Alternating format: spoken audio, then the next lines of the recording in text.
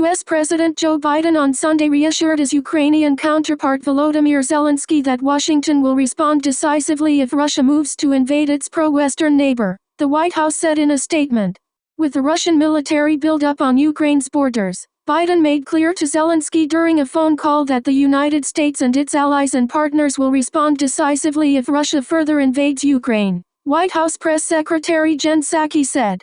The show of U.S. support for Ukraine comes days after Biden warned Russian President Vladimir Putin of severe consequences if Moscow launches a military invasion. In his call with Zelensky, Biden also stressed Washington's commitment to the principle of nothing about you without you, in an apparent reference to the need to include Ukraine in negotiations about its own future. Zelensky tweeted afterwards that he appreciated the United States' unwavering support and that the call proves the special nature of the two countries' relationship. High-ranking U.S. and Russian officials are due to sit down on January 9 and 10 in Geneva to discuss the crisis. Earlier this week, Biden spoke to Putin, the two leaders' second conversation by phone in 3 weeks as tensions mount over Ukraine. Discussing the call with Putin on Friday, Biden said, "I'm not going to negotiate here in public, but we made it clear he cannot, I'll emphasize, cannot, invade Ukraine." The U.S. leader added, in remarks to reporters during a holiday stay in Delaware, that he had made it clear to President Putin that we will have severe sanctions. We will increase our presence in Europe, with NATO allies if Russia invades Ukraine. Psaki also said in Sunday's post-call statement that Biden reaffirmed the United States' commitment to Ukraine's sovereignty and territorial integrity.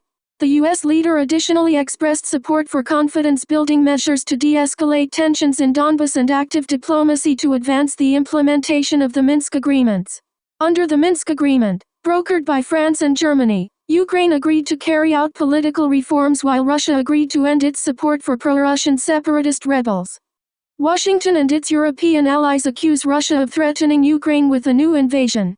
Some 100,000 Russian troops are massed near the border of the country, where Putin already seized the Crimea region in 2014 and is accused of fomenting a pro-Russian separatist war which erupted that same year in the east.